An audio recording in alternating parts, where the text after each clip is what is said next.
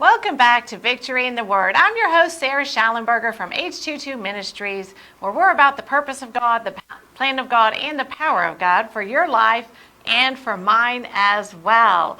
Well, we welcome you. We are in the middle of our Faith for the Impossible series, and we are taping these segments at Kingdom Broadcasting Network, and that is at 2626 South Loop West, Houston, Texas, under our founder, Dr. Joshua and Kobe Mitchell.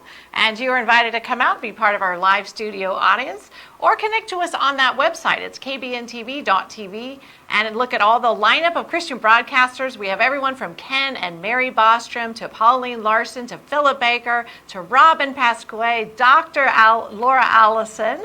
We've got Ralphina Speaks and The Well Experience by Kobe Mitchell, Glory Live, our flagship show, Dr. Larry Cook, and a host of other wonderful prophetic and apostolic ministries here in the Houston area. We're also very pleased to announce that we are being aired on Life Network for Women, and that is with Pastor Paula White-Kane and the lovely women that are part of that new app for women. It's women ministering primarily to women, although the men are included. If you have not downloaded that app, download the app today. Victory in the Word is starting its premiere airing on our video content July 6th, and so that is a week from today. And we're excited about that. You know, we've been excited. We've been teaching the Word here at Victory in the Word here at KBN. This is our season 2 here in Houston. It's our first season with Life Network for Women. But, you know, we've been about the Word pretty much our whole adult life. So we spent 20 years in a wonderful Bible church, loved the Word, taught the Word, prayed the Word, saw the Lord do a lot of good answers and to prayer.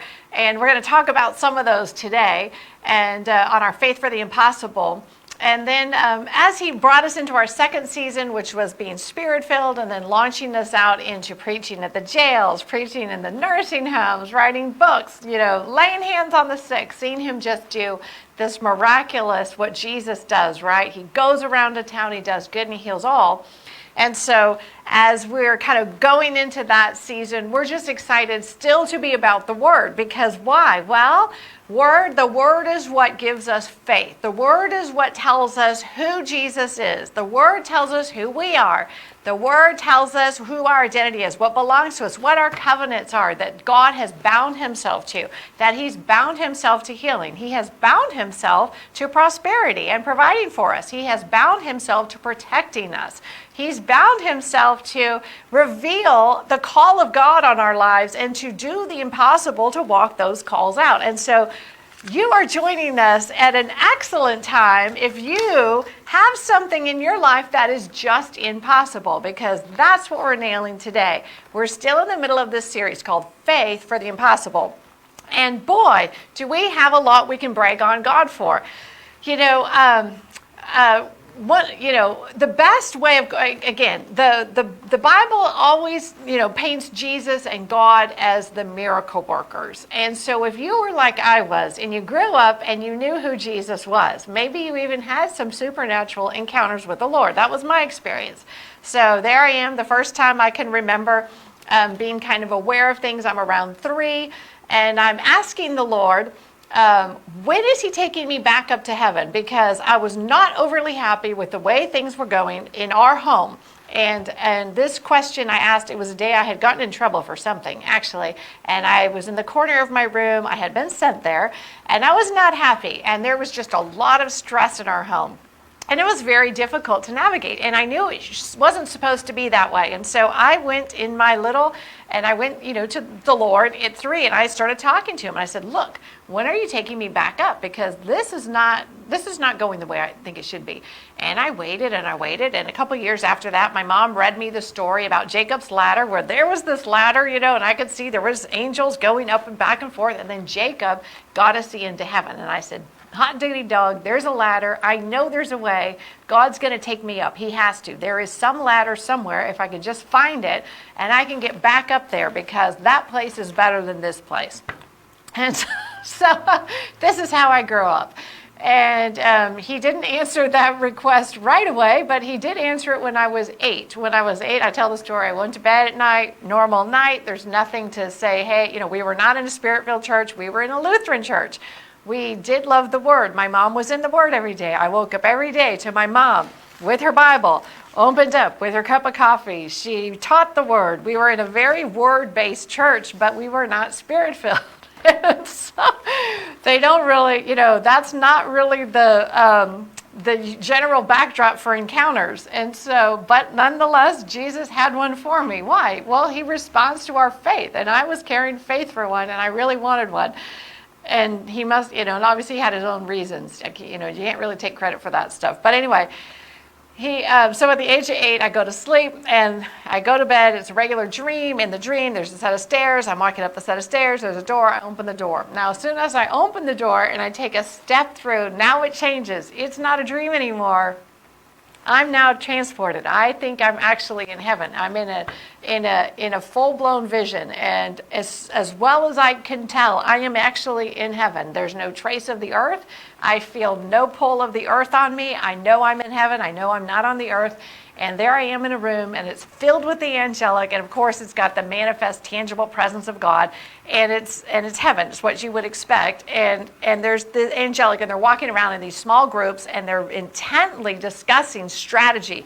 They have just heard from Jesus, Jesus's particular purpose for each person on the earth, and they know what it is, and so they're discussing amongst themselves what they're going to do on their end to make sure Jesus's plans get done in each person's life on earth. So they're extremely intent, and I'm standing there, I'm allowed to see it, and then the overwhelming presence is purpose, belonging.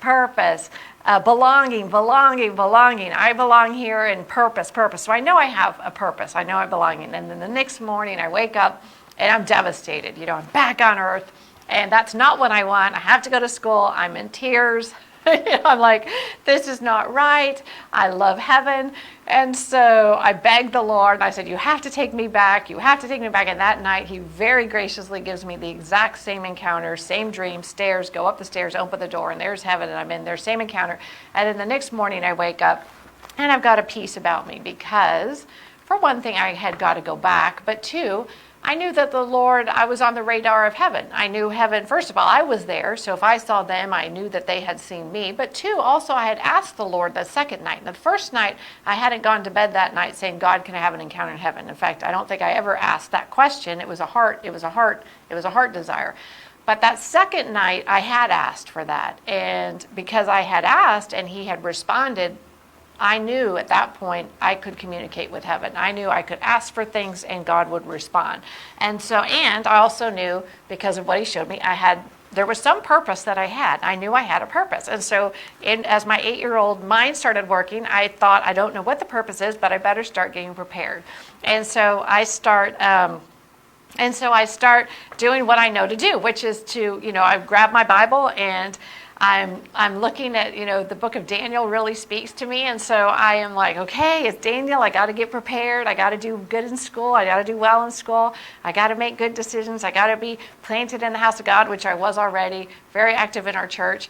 And I was in the Bible, every day I'm reading the Bible. I already loved the Word. I already loved all that stuff. I loved praise and worship. I loved the presence of God. But so now I'm just like on this, I'm very focused, and I'm very focused on I've got to prepare myself. So I start doing as well as I can in school at this point. And interestingly enough, God starts putting his hand on my schooling. And so that starts happening. And then I start excelling in sports, because I'm reading in Daniel that Daniel was very fit, and he was more fit than anybody else. And so I'm like, well, I need to be prepared in this manner as well. So I start really training hard. So I'm not just on a soccer team, I'm on the competitive soccer team. I'm not just on the competitive soccer team, I'm the captain of the team. And I just starting to see myself, and I know I'm preparing for something. I get into high school, and I'm like, and the sense of preparation is super heavy on me. And so this is kind of the backdrop. So we're talking about faith for the impossible. First of all, what happens, I don't know, the subtitle would be what happens when things go wrong. I don't know what the subtitle would be, but we can always believe God, for faith for there's always, he always will do the impossible. So in high school, there I am, and I have this tremendous sense of destiny on me. I'm very acutely aware of it, but I don't have I don't have a direction. I don't know what I'm supposed to be doing exactly. I know I have a calling, and so I start talking to my youth directors and the pastors at my church about this. And so I meet with them, and I start telling them, I know I have a calling. I know that God's called me to do something. They pick up on the same thing. They said, yes, we know you do too. And they're like, we'll just pray over it with you. We're not sure what it is. And so I remember, my senior year, I go into my pastor's office as a senior in high school, and I said, I really need to hear from the Lord at this point. I need to actually hear him talk to me. He's got to be able to tell me what I'm supposed to do, because I'm slated to graduate from high school in May. I don't know what I'm supposed to be doing. I know it's something, and I am not, if I don't, I don't want to not be what I'm supposed to be doing. And when I ask him, do you know how to hear from the Lord? He says, no. He says, I've never heard the Lord in an audible voice. He said, I know that some people do. He said, but I don't know how to do that.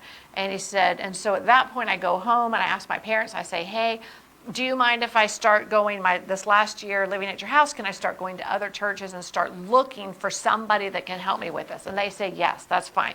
So I start going to different churches. And I actually spent some time in a spirit-filled, looking back at it, a spirit-filled church. Now, I don't know they're spirit-filled, but they're meeting at a school. But they're spirit-filled, and they're actually moving in the gifts. But there's no connection at that point. I don't have anybody make the connection for me about hearing from the Lord and being baptized with the Holy Spirit in your prayer language. So that just that's a miss. That doesn't get communicated. And so I'm just often I don't know what I'm supposed to do with myself. And so here I am. And, when you're talking about,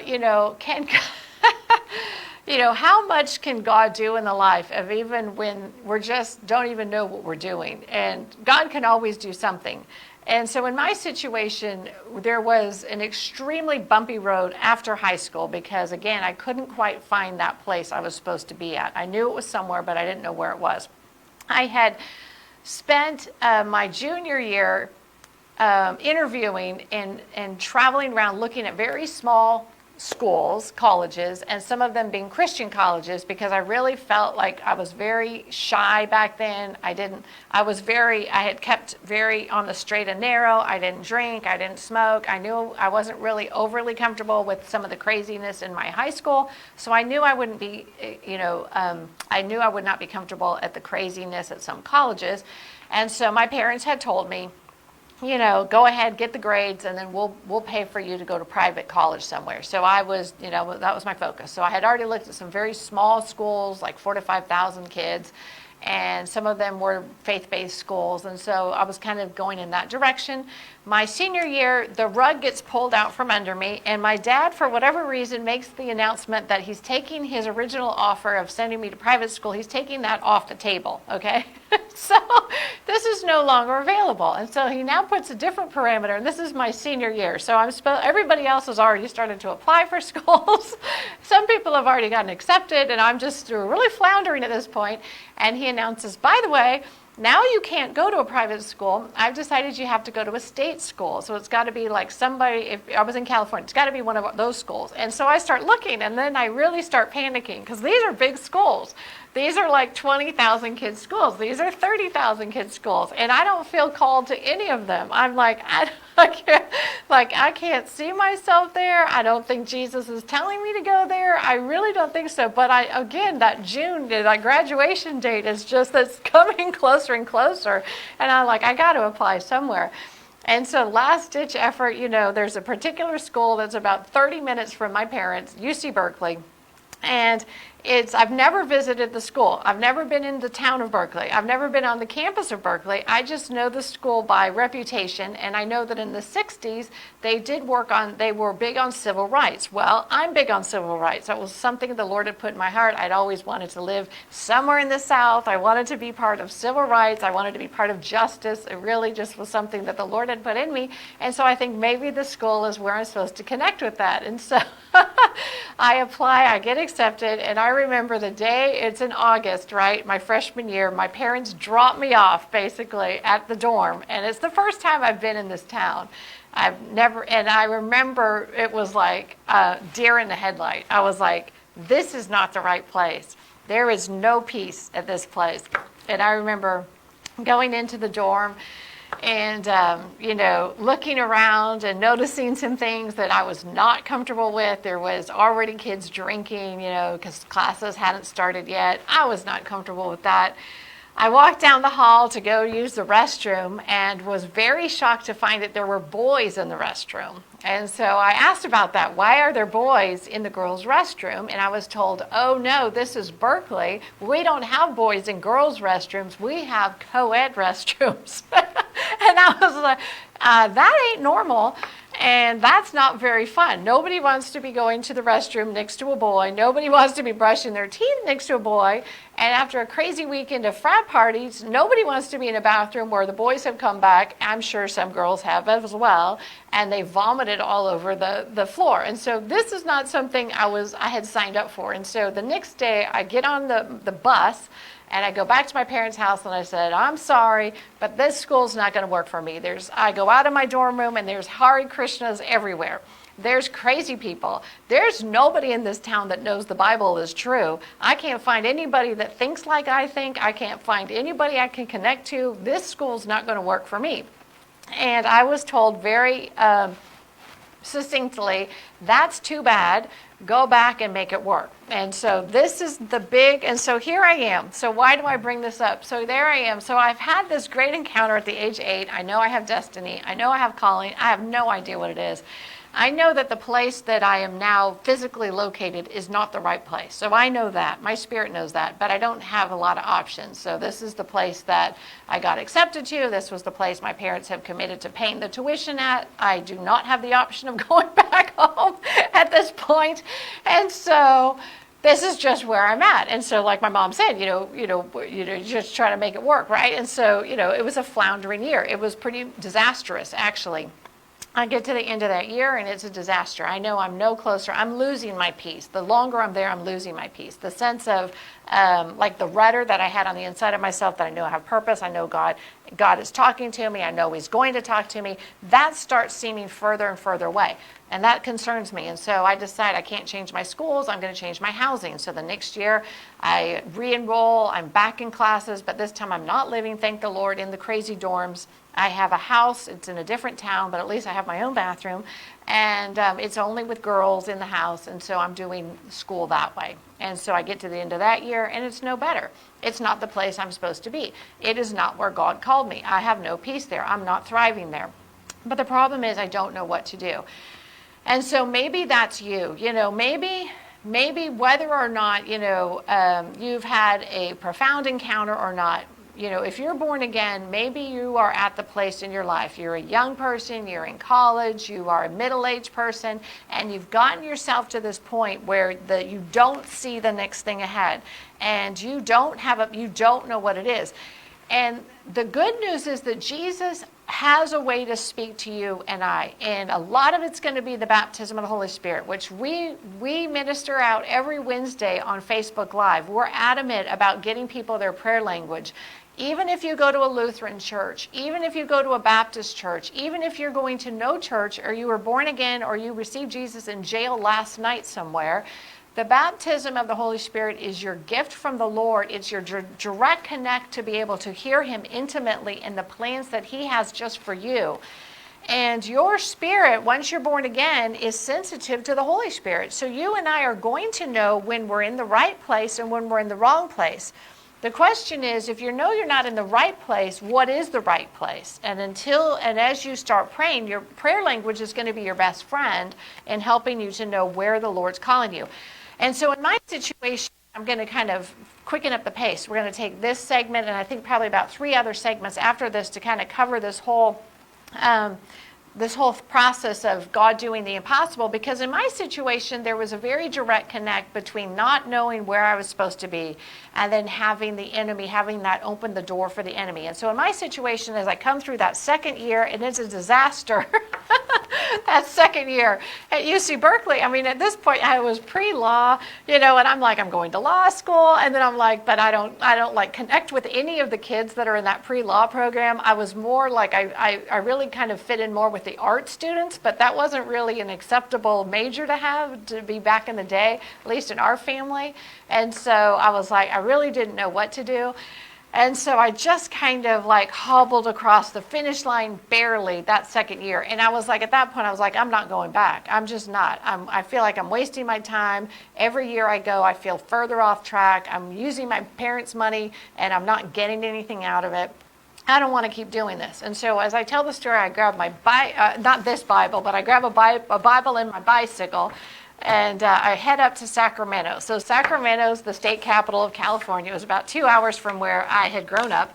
And Sacramento had two things that attracted me to it. One was it was the state capital, and there's the seat of government. And I was very attracted to this idea of godly counsel for government, either Joseph or Daniel. I wanted to be didn't like politics, still don't, but very interested in government and getting God's counsel into those, into those officials, into those leaders. And so I was like kind of pulled. I was like, yeah, that town is a good town. The other reason, probably as important, was that I had a brother that lived in that town and who was in the police academy at the time for the Sacramento Police Department. And so I thought, well, there you go. I'll have family, I'll have a little protection around me. It'll be a good summer. And it's California, right? And so I have my bicycle and I get a little apartment not too close, not too far from the Sacramento River. And if you know that area, it's very beautiful. It's got these bike paths that are just for bikes, only about that width wide. And there's winding roads, and there's trees, and there's waters. It's really a nice part of the Northern California area. And so I start off the summer. I must have got up there in June. And the summer seems to start off fairly well. I'm enjoying my bike rides every day. I'm in the Word, and I'm just kind of chilling and kind of checking out the scene. I'm driving around the town and hanging out around the state capitol, just kind of seeing what there is to do there. And one day I'm on my bike and, disaster, whatever, craziness happens, and a car, illegally is on the bike path, runs me off. As I'm turning the corner, here comes a car. I know he's going to hit me, and so I swerve my bike. And the last thing I remember is I see this fence coming at me, and I remember thinking, I'm going to hit this fence. Like, there's nothing I can do about this. Me and this fence are making contact, and that's the last thing I remember. Until the next thing that I remember being laying down on the ground, having. My eyes are closed and I can hear a lot of people around me. And the first thing I hear is somebody say, "Don't move her. Her neck might be broken."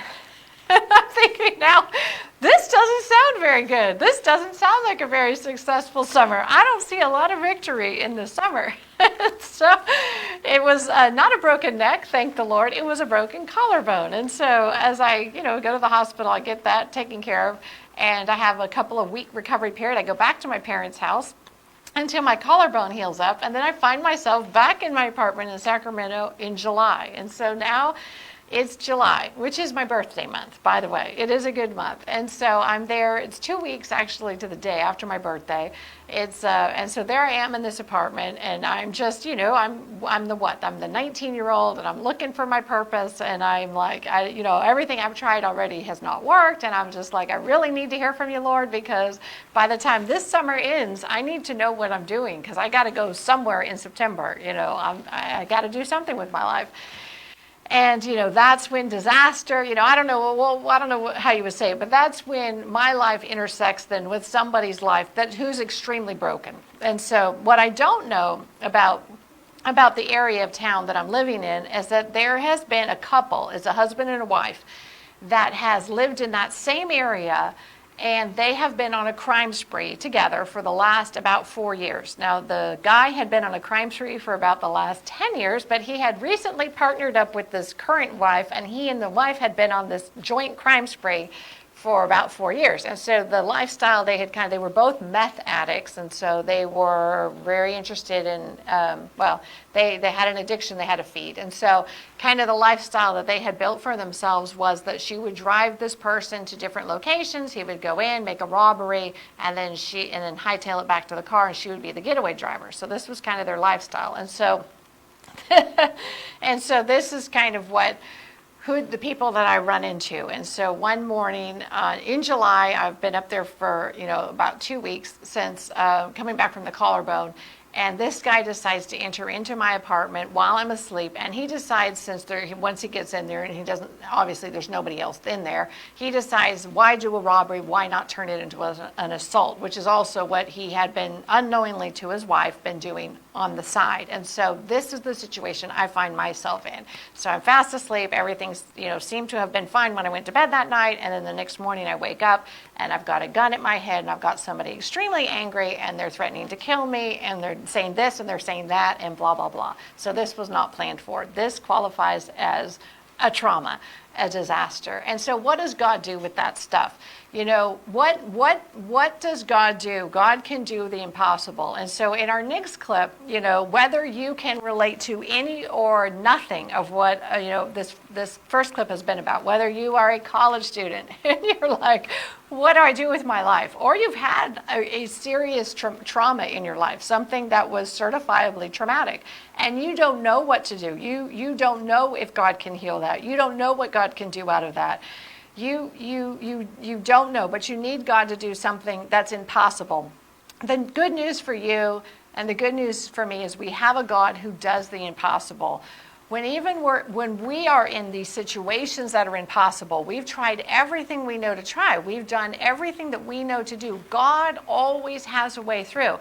And what we're going to talk about in our next clip is how God supernaturally got me through that really kind of crazy event and all the stuff that came after that, and how he brought full circle to that, even giving me, we'll talk about it in the next clip. I don't want to give away too much, but God is exactly who he says he is. He never leaves us. He never forsakes us. He heals the impossible. He restores everything taken to the detail.